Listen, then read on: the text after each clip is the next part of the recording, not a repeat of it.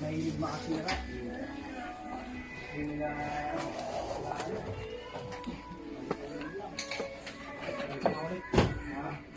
try ko lang.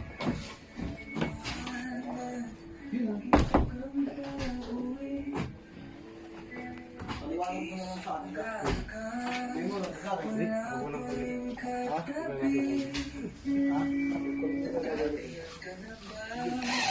Kita pa rin.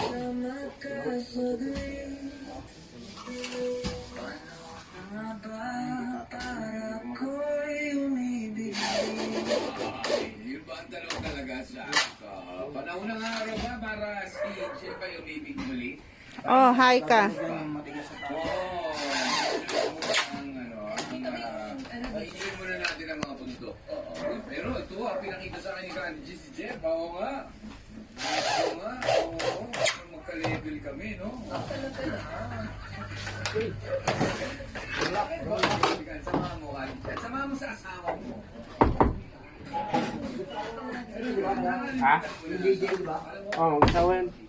Okay na? Okay na? Oo. Ay. Parang palipit ka pa. Grabe naman. Bakit mo parang nilayo mo agad? Hindi sila mag-asawa eh. Itsura si Sir Jeff. Oo, di ba? Nilayo mo agad sa akin. Nag-change topic ka agad. Ano gusto mo? Good morning, good evening, good morning. Lahat na ng Oo nga, no? Baka sa dito, mga sabog single ka. fan. Pag nag-barnis ka.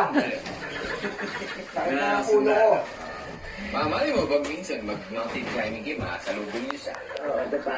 Hindi mo Huwag kayo kailangan masakit mag-solve talaga dito sa pinagtagaan Bukina. ngayon ni Jeff. Ikaw ba naman ang batistino, pagbaba mo, kinasal na jowa mo, grabe 5 buwan lang. Kaloka, di Di ba ba? nakakaloka?